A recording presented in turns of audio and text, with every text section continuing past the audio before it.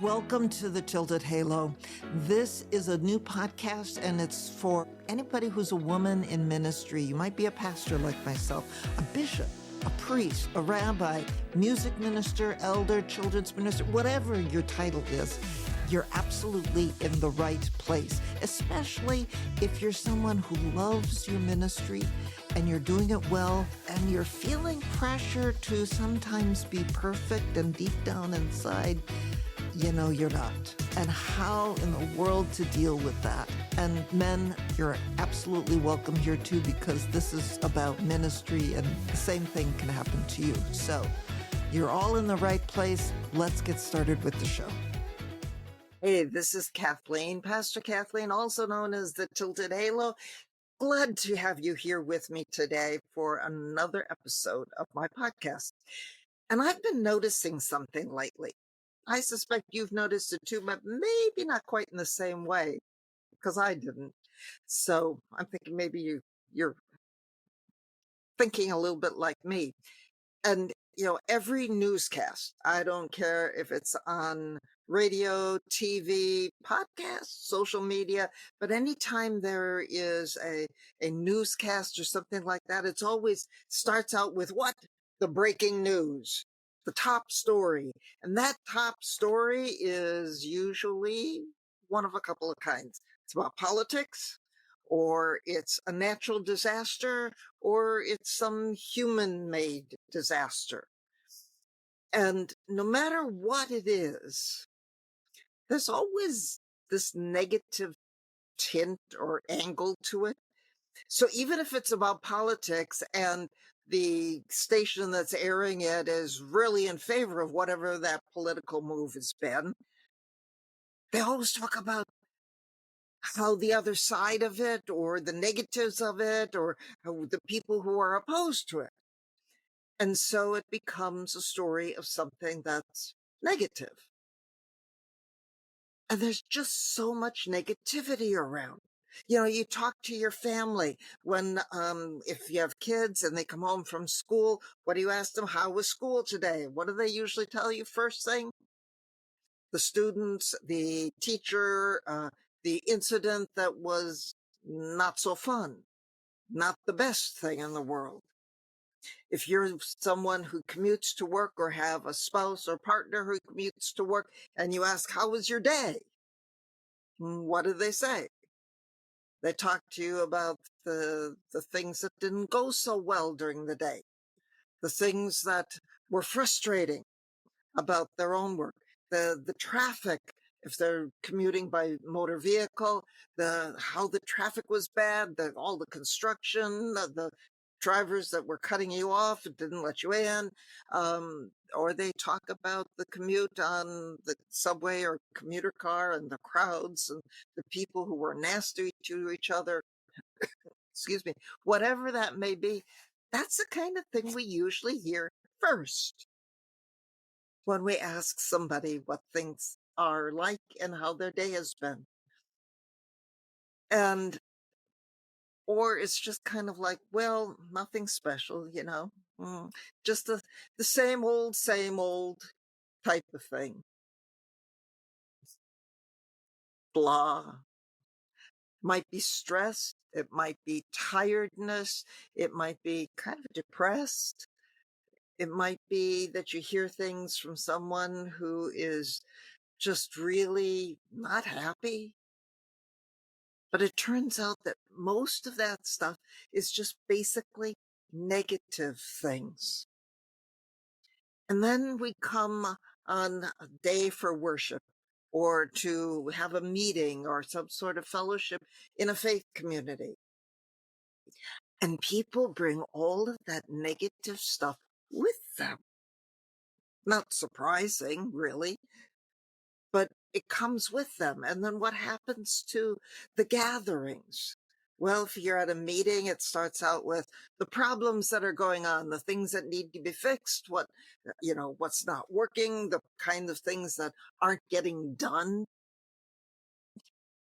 If it's a worship setting, there's people gather, they're talking to one another, sharing, hi, how are you? Oh, I got all of these aches and pains, this and that's going on.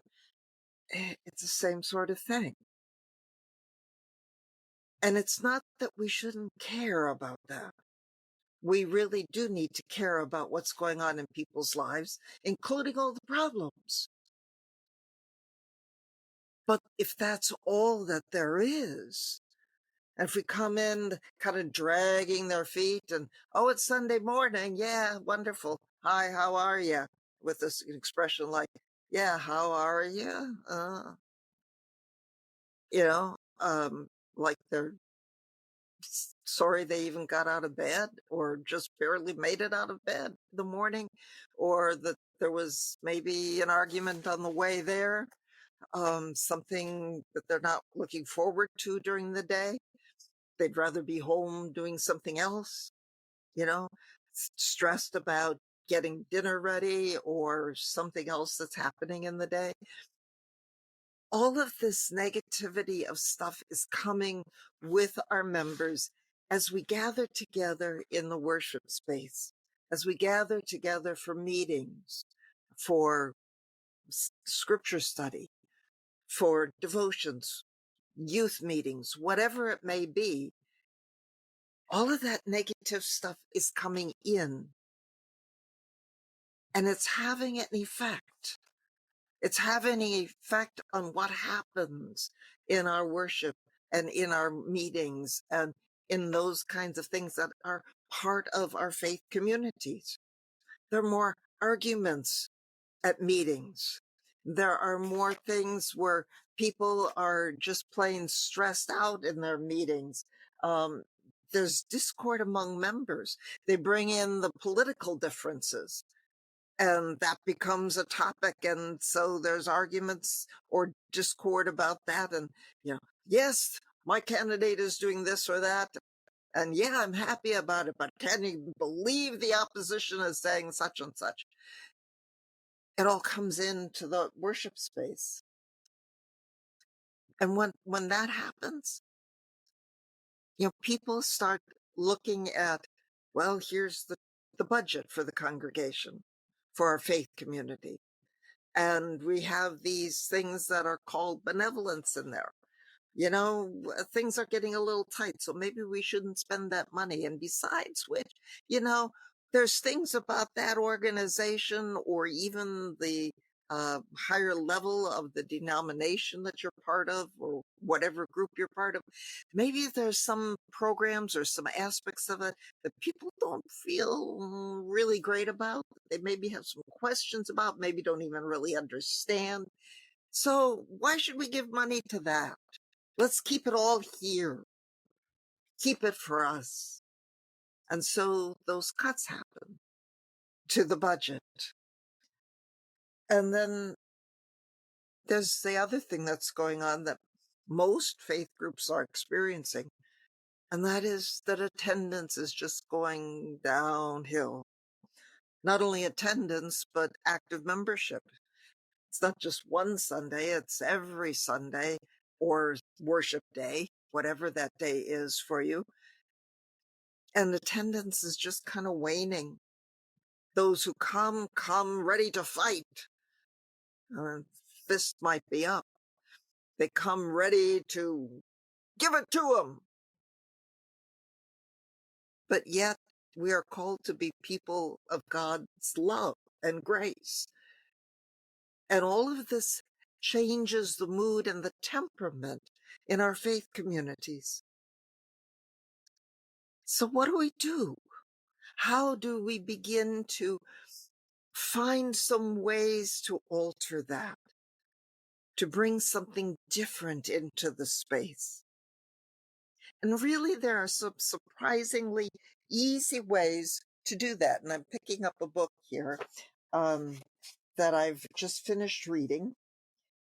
And it's one of Sean Acor's books. For those of you on the video, you can see the title here.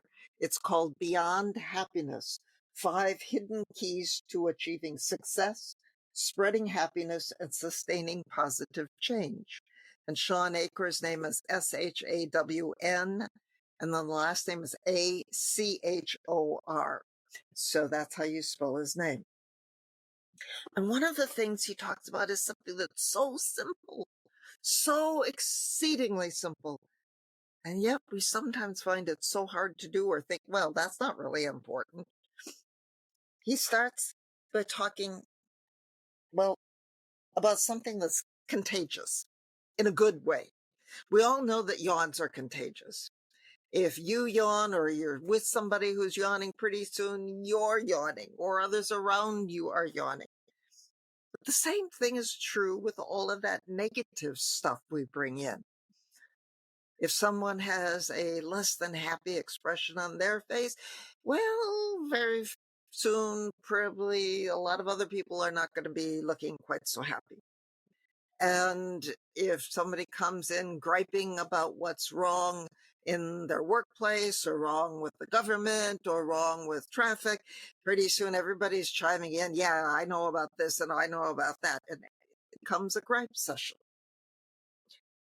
And one of the things he talks about, I'm going to pick the book back up here, is what is a complaint? And on page 195, and I'm going to quote this, he says, a complaint is an observation about some reality that your comment could not possibly ever change. That's a complaint versus, pointing out something that's a solvable problem. That's a complaint. And we do a lot of that. We do a lot of that kind of thing. So here are some keys and cues that he brings up in the book about how to begin to change the atmosphere. And if we do this in our faith communities, it has the possibility of spreading beyond that. Now, as I'm recording this, it's the end of January 2025. But the things I'm going to be sharing could be used for a Lenten series. For those who observe the Christian church year, Lent is coming up very soon, and it could be part of a Lenten series, but it can be used really any time of the year. So one of the things he talks about is, I said that, the negativity is contagious. Well, so is something as simple as a smile. Yes, a smile. It is contagious. If you go into a room, and if you tried this in your congregation, start out and greet, even if you don't say hello to people, just give them a little smile. Say, as you pass by, you don't even have to say anything, but a smile.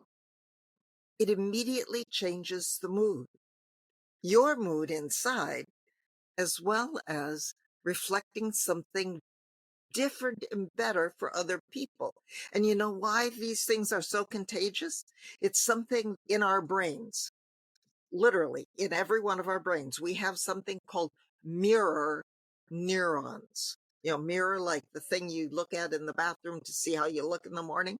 And a neuron is the things in our brain that send the signals back and forth to tell us what's going on and what's happening. And when we see something in someone else, it might be a smile, it might be anger, it might be stress, we tend to mirror those emotions and those activities. And that's why negativity is contagious, but it's also why something like a smile is contagious. And so if you start your day with your family, as you come into a worship space, be very conscious about it. And just remember, come in with a smile and share it with everyone who you see and who you greet.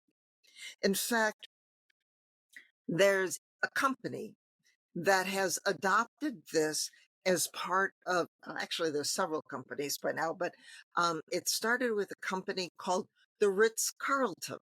Now, any of you who know hotels have heard of the Ritz-Carlton in all likelihood.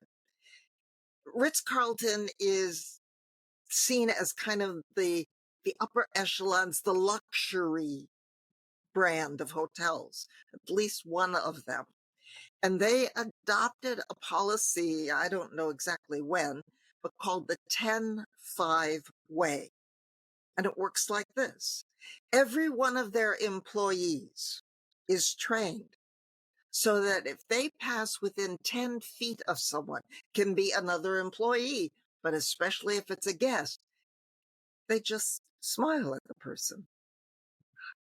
If they're within 5 feet of another person, a guest or another employee, they say, hello. Just a simple hello with a smile on their face. And you know what? That changes the mood of everything. Everybody, every guest who comes in there perceives that hotel in a very different way, in a very, very different way than other hotels where it's business as usual, come on in. Oh, well, hi, I'll get to you in a minute. Or just passing and not saying anything or not even looking at a guest or even another employee. But it's a smile. Cost nothing. There's no extra expense except for the training of the employees to do this, but there's no extra expense involved with it. It's not an expensive thing to do, but it's all part of the initial training of any employee who comes to work there. So it's not even extra in that sense. It's so simple. And if we did that in our faith communities, places where we're supposed to be there to love and care about one another, to greet each other every time we come in, to every meeting, to every activity, if you're within 10 feet of someone, a smile. If it's 5 feet, and it's not in a huge crowd, but even if it's in a huge crowd, you just say hello to everybody. It just makes a difference. And if you're there and you find that you come in, you think you're smiling or greeting people, but there's all of this commotion, there's this kind of negativity that's still there, and people are just kind of grumpy or whatever, check your face. Check your own face first. Think about it.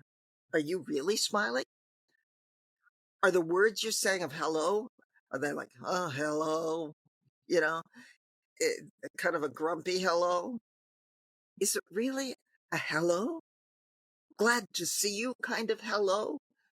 Or hello, this is God's house, a place of God's love? Is it that kind of a greeting?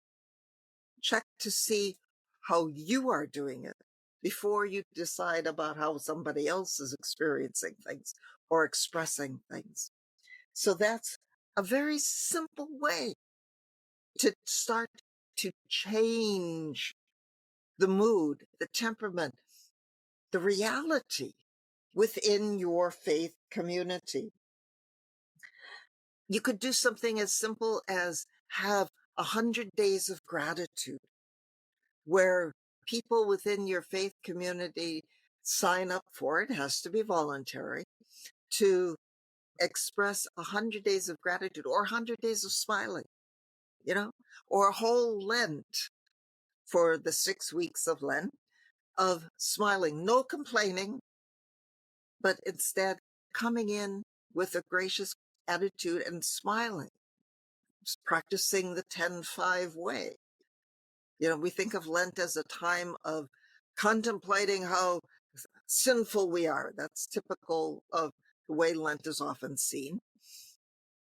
But contemplate, yes, but recognize how often we are grumpy and grouchy and complaining, and leave those things out.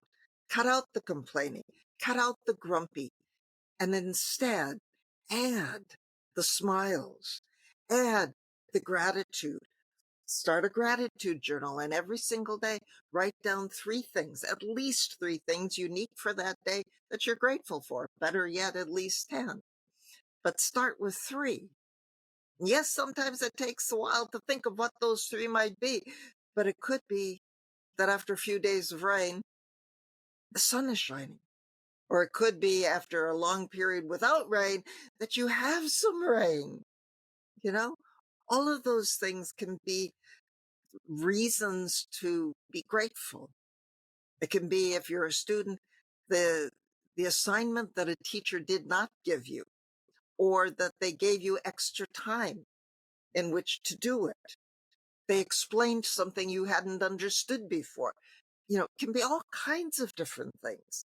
It doesn't have to be some big, momentous occasion, just something that went okay or good during that day. So it could be 100 days of gratitude. It could also be something like, if those around you are stressed and tired, be part of a program.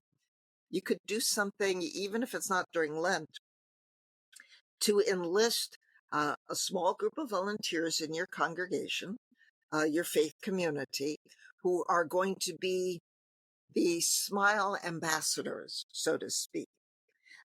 People who are dedicated to, when they come in, they may be greeters, may not be greeters. That kind of I call it almost doing it as undercover, so people don't know who is really doing this. But to start a program with a handful of people who are interested in doing that, of practicing this idea about smiling,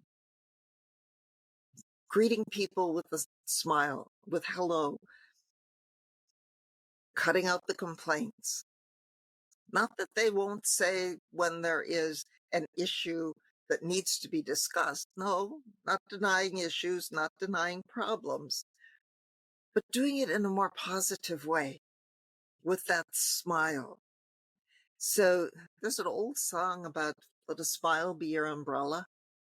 I don't even remember the words, but I just thought about that. There's an old song about that. Let a smile be what we hand out first, be our calling card, what people see and know about us within a faith community. If you do that and it spreads throughout your faith community, people will want to be there. I can guarantee you that. It's a simple thing, yet extremely, extremely powerful. Start with a smile. I look forward to hearing your comments. And if you do this, tell me what happens. Put it out there so we can all celebrate and smile with you. So until next time, this is Pastor Kathleen, the Tilted Halo. Come back, leave me some comments, subscribe. Love to hear from you. God's peace, God's blessings. You have been listening to Tilted Halo with me, Kathleen Panning. What did you think about this episode? I'd really like to hear from you. Leave me some comments. Be sure to like, subscribe, and share this episode. And catch another upcoming episode for more conversation on ministry, life, mindset, and a whole lot more. Go to www.tiltedhalohelp.com, where I've got a resource guide and other resources waiting for you. And be sure to say hi to me, Kathleen Panning, on LinkedIn. See you on the next episode.